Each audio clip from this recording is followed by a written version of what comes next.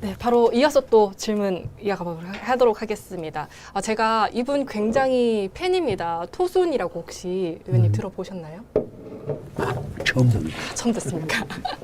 네, 레미제라블 OST를 개사하고 특히 빛나는 자유라는 노래 등 이 음악을 통해서 정말 많은 분들과 소통하고 계신 박세정 대표님의 질문 들어보도록 하겠습니다. 홍준표 의원님 안녕하세요. 활발한 의정활동 소식 잘 보고 있습니다. 저는 유튜버 토순이라고 합니다. 요즘 코로나 사태 등을 포함한 경제 하락으로 인해서 저 같은 젊은 층에서도 정치에 관심이 많아지고 있습니다. 코로나 사태를 겪으면서 우리 국민들은 문재인 정부의 무능함과 내로남불을 적나라하게 보았는데요. 기준이 모호한 방역 지침으로 인해서 혼동이 극에 달하고 방역 효과는 없고 경제활동만 지장이 생기는 이른바 정치방역 기간이 길어지니 국민들이 많이 지친 상황입니다.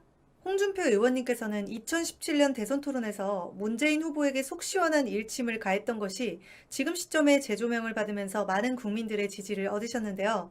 저도 2017년에 문재인이 아닌 홍준표 의원님이 당시에 만약에 대통령이 됐다면 이렇게까지 경제가 후퇴되지는 않지 않았을까 하는 생각을 한 적이 있습니다. 만약에 홍준표 의원님이 19대 대통령이 됐었다면 코로나 사태를 어떻게 극복하고 방역은 어떻게 했을지 궁금합니다. 그리고 두 번째 질문은 인생의 선배로서 저 같은 젊은 청년들에게 결혼에 대한 조언을 해주신다면 어떤 말을 해주실지 궁금합니다. 우선 이 정치방역이라는 용어를 내가 이야기한 게 매일신문하고 유튜브 할 때 내가 처음 이야기한 것 같아요. 꽤 오래 전입니다. 정치방역이라는 용어를 한 게. 지금 방역에 원칙이 없는 게 밤 9시 이후에만 코로나 바이러스가 횡행하는지 내가 의심스럽거든요. 그것도 매일신문 유튜브에서 이제 제가 이야기하니까 이제 곧 바로 이제 일주일 있다가 안철수 씨가 이제 코로나 바이러스는 밤에만 활동하냐 그 얘기도 하고 하는데 또 골프를 칠 때 세 사람만 쳐라 네 사람은 안 된다고 했다가 하루아침에 또 바뀌었죠. 그래서 내가 이거 보니까 방역의 기본 원칙이 없다. 그래서 코로나 특별법을 만들어가서 제정하면서 방역의 기본 원칙을 제대로 정리를 해가지고 국민들의 예측 가능성을 보여줘라. 무조건 억압하고 하는 게 이게 나는 집회 시위 허가를 안 내주는 게 자기들이 만약 지금 광화문에서 반정부 집회하겠다고 한번 대대적으로 한번 시작하면 300만 이상 모일 거예요. 그러니까 아예 집회 자체를 봉쇄하잖아요. 코로나를 핑계로. 그래서 이 사람들이 코로나 통치를 한 지가 벌써 1년이 됐는데 이제는 이제 국민들이 이제 속지 않는다. 그래서 제대로 된 정치 방역이 아니고 제대로 된 방역을 했으면 좋겠다. 막 그런 생각이고 원칙 있는 방역. 두 번째 결혼을 앞둔 조언은 저는 이제 결혼할 때 그 기준으로 보면 옛날에는 지금은 내가 어떤지 모르겠습니다. 옛날에는 순정이 있었어. 순정이. 순정이요? 순정이 있었어요. 그래서 저는 저희 집사람이 국민은행 안암동 지점의 행원이었는데 그 돈 찾으러 갔다가 한눈에 반하셨어요. 한눈에 반하고 넉 달간 매일 은행에 드나들며 돈을 찾으러 다녔어요. 1,000원씩. 1,000원씩요? 그런데 넉 달 뒤에 이제 말이 돼가지고 서로 마음이 맞아가지고 지금 이제 같이 산 지가 거의 40년이 넘었죠. 40년이 넘었는데 옛날에 이제 저희들 때 기준으로 보면 같이 만나가지고 월세집에서 출발해서 전셋집으로 들어가고 13평으로 들어가고 24평 들어가고 뭐 34평 들어가고 그다음 45평 가고 뭐 이런 식으로 세상을 이렇게 키워가는 재미가 있었어요. 근데 지금은 그 키워가는 재미가 문재인 정부 들어가서 이제는 여지없이 다 무너져 버렸죠. 무너져 버려가지고 결혼을 앞둔 젊은 사람들한테 하는 이야기는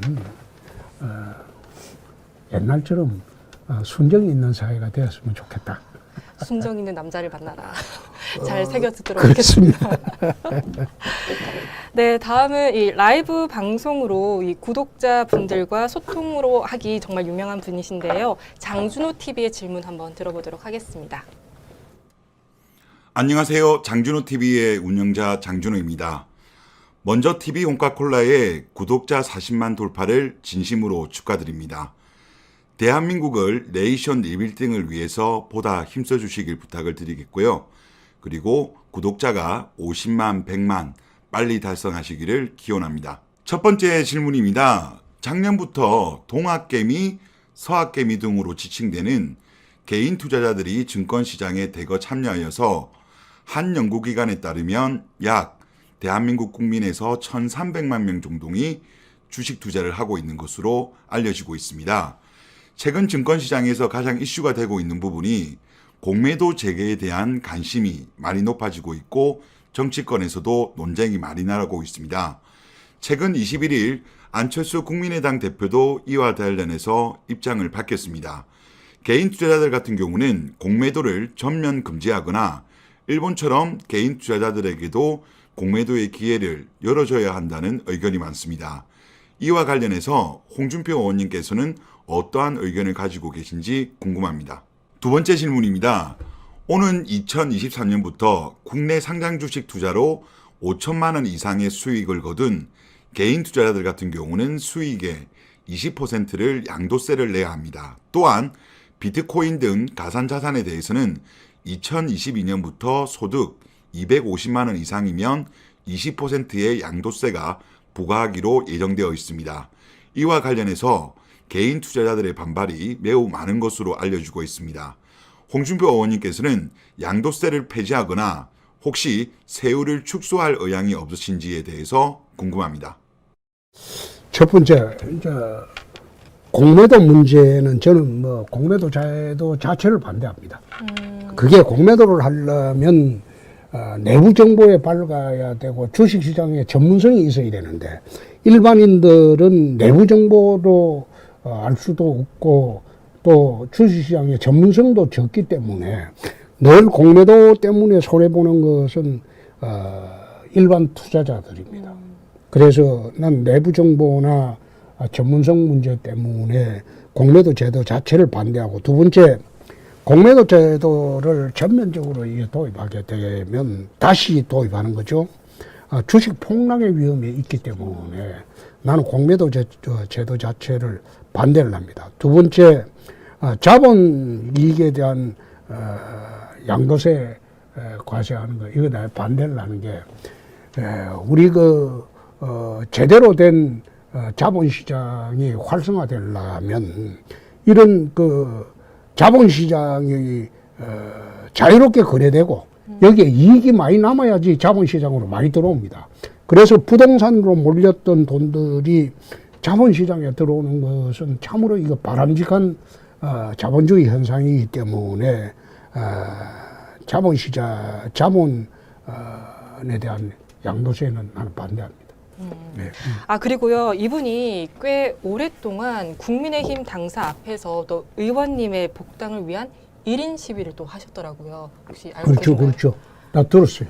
근데 저거 자꾸 조영 대표나 김종인 위원장이 내가 시켜서 하는 거로 자꾸 이야기 절대 하는 시키신 것 건 같아서 아니시고요? 나는 시키지도 않아요. 그걸 시켜갖고 할 정도로 나는 그런 식으로 작업을 하지 않습니다. 네, 여러분 시키신 거 아닙니다. 자발적으로 오해하지 마세요. 하시는 분이 내가 고맙죠. 저로서는 참 고맙죠. 네, 알겠습니다. 재미가 없으면 캡틴이 아니다. 이번에는 여러 역사와 이슈를 다루며 청년들과 소통하는 캡틴 TV의 질문을 한번 들어보도록 하겠습니다. 반갑습니다. 캡틴입니다. 구독자 40만 명 돌파하셨다니 너무나도 축하드립니다. 앞으로 국민들을 위해 말 그대로 홍카콜라답게 시원한 방송 부탁드립니다. 국민의힘으로 복당을 해야 된다고 생각을 하는데 만약 복당을 하신다면 시기는 언제가 될지 홍준표 의원의 이야기를 듣고 싶습니다. 좋은 답변 부탁드리고요. 항상 시원시원한 청량방송 홍카콜라에 50만, 100만을 기원합니다. 김종인 위원장 나가고 난 뒤에 내가 복당 여부 검토를 해볼게요. 일단 나가고 나서 지금은 그러면 아직 때가 아니라. 왜 때가 안 된 게 나는 그 전에라도 김종인 위원장이 사감을 갖고 당 운영을 하고 있는데 그 이 좀 사감을 이제 접었으면 좋겠다. 그러면 야권의 큰 어른으로 좀 행세를 해달라. 말하자면 안철수도 포용하고 뭐 그리고 소위 태극기 세력도 포용하고 이렇게 해서 야권의 빅텐트의 큰 어른으로 역할을 좀 해줬으면 참 좋겠다. 이렇게 하는데 이분은 중도 잡는다고 옛날에 뭐 태극기는 거구라서 거구도 아닌데 거구라서 손절하고 안철수는 뭐 기분 나쁘니까 그만두라고 그러고 홍준표는 또 개인적인 사감이 있는지 그것도 못 들어오게 하고 이래 하니까 그냥 이 양반이 나가야지 뭔가 일이라도 될 거는 되지. 그래서 4월 달에 나간다고 하니까 그때까지 이제 기다리는 거예요. 이 채팅창에서 지금 실시간으로 김종인 언제 나가나 집에 가라 이런 근데- 실시간 댓글들이 올라오고 있습니다. 어떠세요? 그래서 저는 김종인 위원장이 연세도 있고 하니까 대한민국 반문재인 진영을 전부 아우르는 어른이 되었으면 저도 앉아서 들어갈 용의가 있어요. 응? 그러면 당신도 이제 와서 내 밑에서 하라. 나 할 용이 있어요. 용이 있어요. 그런데 내가 보건대는 저분한테는 그런 큰 것은 기대하기 어렵다. 기대하기 어렵다. 어떻게 보면 간장 종지 같다. 그러니까 아유, 알겠습니다. 네, 바로 이어서 좀 가도록 하겠습니다. 그 도량이 간장 종지 같아가지고 어떻게 그걸 다 하겠습니까? 간장 종지 알겠습니다. 네, 예, 날카로운 분석의 라이브 방송으로 유명하시죠. 김거희 TV의 질문 한번 들어보도록 하겠습니다. 네, 안녕하세요. 김거희TV입니다. 먼저 TV온카콜라 구독자 40만 달성에 진심으로 축하드립니다. 대선이 있는 2022년에는 100만 구독자를 모을 수 있는 대국민 소통 채널로 커나가기를 진심으로 바랍니다. 첫 번째 질문입니다. 최근에 홍준표 의원님이 대표 발의한 코로나 특별법에는 이런 조항이 있어요. 모든 국민은 특별한 사정이 없는 한 의무적으로 코로나19 백신의 접종을 받아야 한다. 라는 조항이 있습니다. 이 조항 때문에 특히 백신의 안전성을 우려하는 그런 분들 중심으로 백신을 맞는 문제를 어떻게 국가가 강제할 수 있냐 하는 비판의 목소리가 많은 것이 사실입니다. 물론 홍준표 의원님께서 본인의 페이스북에 2차례 설명을 하셨습니다만 그것만으로는 설명이 부족한 게 아니냐 하는 국민들도 있는 것이 현실입니다. 이에 대한 입장이 어떠신지 답변을 부탁드립니다. 잘 아시겠습니다만 최근 부산에서 언론인에서 정치인으로 변신한 정규재 부산시 예비후보가 열심히 뛰고 있습니다. 그런데 정 후보가 최근 가덕도 신공항 반대 기자회견을 했습니다. 정규재 후보는 가덕도 신공항은 민주당이 벌이는 매표 행위 포퓰리즘이다. 김영삼, 노무현, 이명박 정권에서 매번 기각됐었고 글로벌 평가기관 파리공항공단의 용역에서도 최하위로 탈락했을 정도의 낙제점을 받았던 지역이다. 김해공항을 확장하는 게 오히려 가성비에 훨씬 좋다. 가장 큰 문제는 비용과 실패 확률이 높다는 것이다. 전문가들은 진짜 실제로 지어봐야지 알겠지만 30조가 될지 50조가 될지 모른다 라는 말까지 하고 있다. 또 파일럿들이 가덕도는 바람이 많이 부는 지역으로 비행기의 이착륙이 어렵다 라는 주장을 하고 있습니다.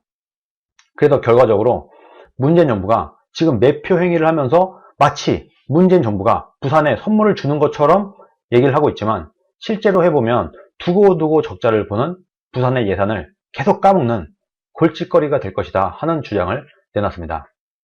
홍준표 의원은 가덕도 신공항에 찬성을 하셨었는데 아직도 가덕도 신공항이 김해공항 확장 공사보다 더 낫다고 생각을 하시는지, 만약에 그렇다면 그 이유가 무엇인지 궁금합니다.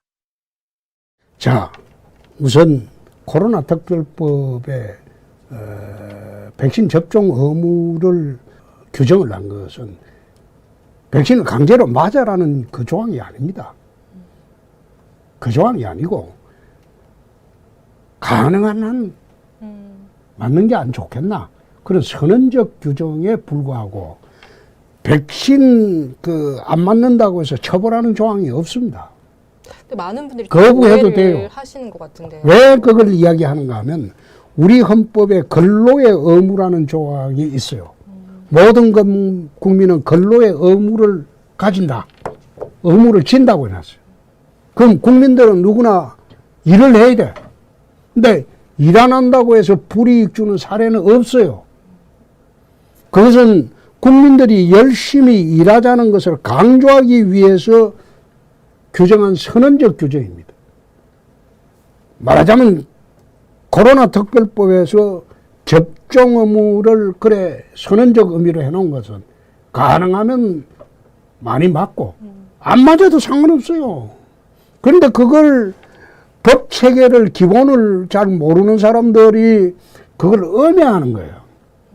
음해하는 행동이다. 우선 두 번째, 가덕도 신공항의 문제는 여러 가지 논쟁이 있는데 내가 지난번에 4대 관문공항론을 제기를 한 일이 있어요. 응? 지금 앞으로 대한민국은 국토 균형 발전과 그리고 산업의 재배치를 위해서 4대 관문공항 시대로 가자. 응? 경기도, 강원도, 인천 일부는 인천은 인천공항으로 가고 그 다음에 충청도, TK 이건 합쳐서 대구공항으로 오고 부울경 840만은 가덕도 공항으로 가고 호남 500만은 무안공항으로 가라. 그래서 이 4대 관문공항을 통해 가지고 세계 각지로 물류 수송길을 열자. 응? 지금 물류 수송에 대한민국 물류의 92%가 인천공항을 통해서 나가요. 그러니까 모든 첨단 산업은 지금 인천공항 수도권에 다 몰려 있어요. 지방으로 안 내려가요. 그러니까 가덕도 공항을 이래 찬성을 했는데 물론 정규재 의원이나 이거 문제를 제기하는 사람은 김해 공항 확장론을 이제 계속 지지하는 경우도 있는데 처음에 우리 인천공항을 만들 때 김포공항 확장론이 있었습니다. 인천공항을 만드는 것보다는 인포공항을 확장하자. 응? 확장해서 국제공항으로 더 기능을 강화시키면 될 것 아니냐. 그런데 인천공항 확장론, 인천공항 새로 만드는 것보다 김포공항을 확장론이 있었는데 이걸 포기하고 인천공항을 만들었는데 실제로 인천공항 만들고 난 뒤에 대한민국 항공수요가 얼마나 폭주했습니까? 잘 만들었죠?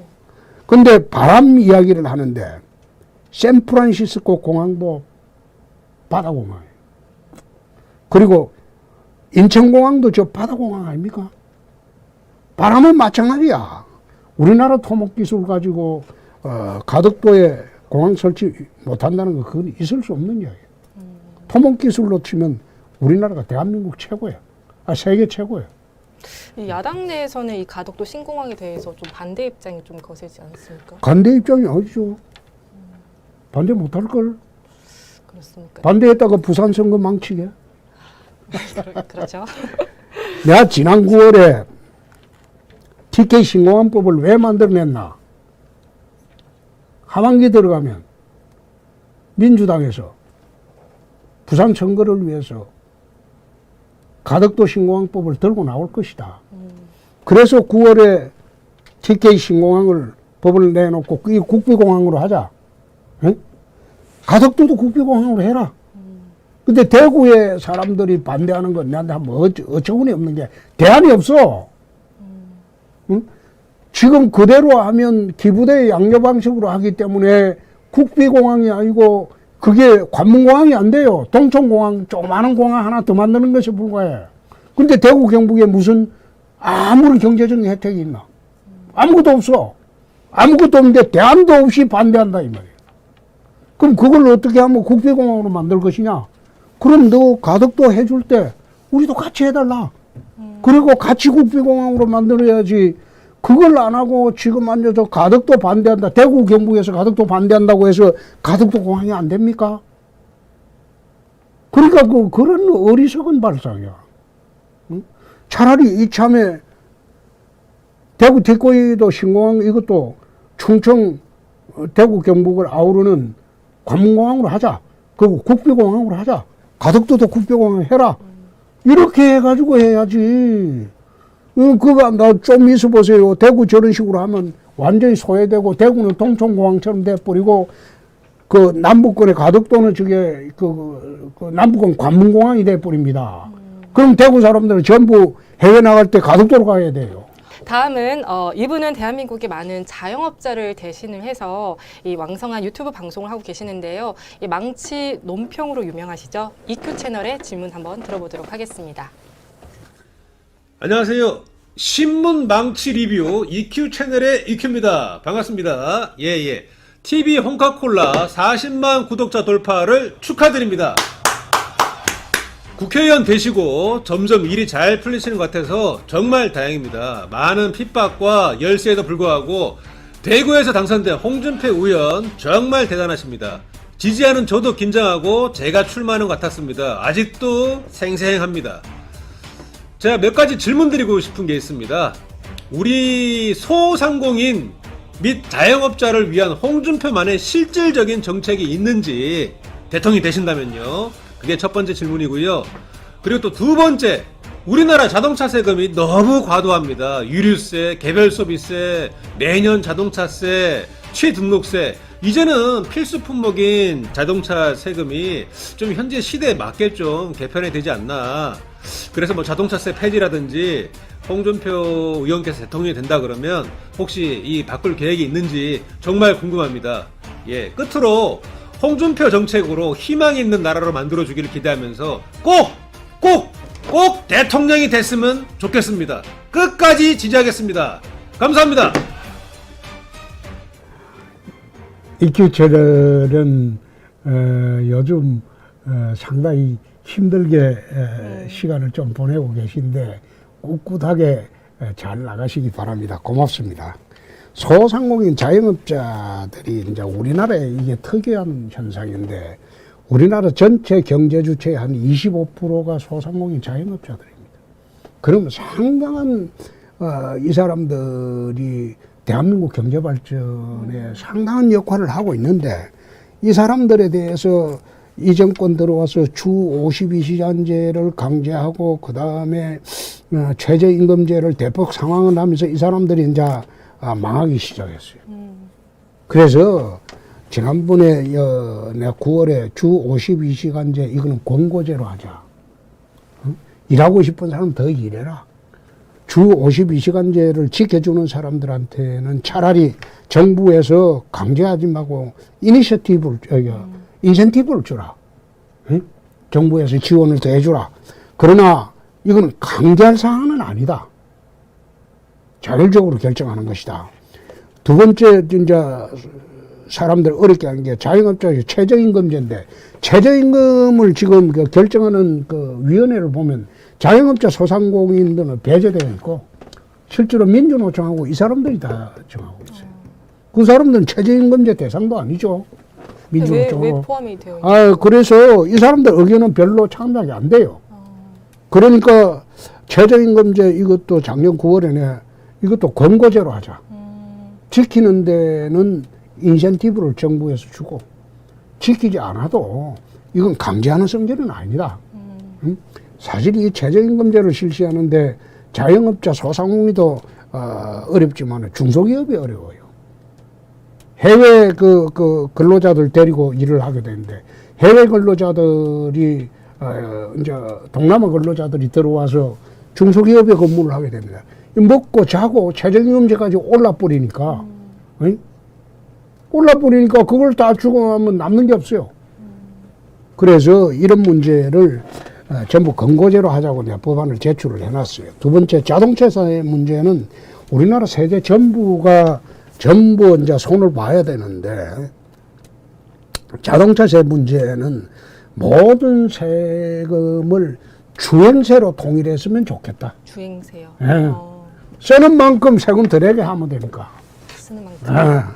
굉장히 실질적인 정책, 아니 와닿는 그러니까 정책인데요. 그 자동차 가진 거 이거는 필수 그 자동차가 옛날에는 사치품도 있었고 뭐 좋은 자동차도 있었는데 이걸 갖다가 모든 자동차 하나를 갖다가 이래 살 때 보면 뭐 도로 공채 전부 다 이래 합치면 엄청나게 부가 비용이 많아요. 그래서 이렇게 하지 말고 자동차세를 전부 통합해서 주행세로 했으면 좋겠다. 주행세 하나로만. 응? 현 정부에서 이거를 할 의지가 있을까요? 에이, 없죠. 없죠. 현 정부는 그거 안 하려고 하는 게 돈을 가렴 주고라고 해서 돈을 끌을 대로 끌고 가지고 사회주의 배급 정책처럼 퍼주는 데만 지금 현안이 되어 있기 때문에 절대 세금 깎아주는 건 안 할 거예요. 요즘 정말 세금 정말 미친 듯이 걷어가는 것 같습니다. 그러니까 가렴 주고라고 그러죠.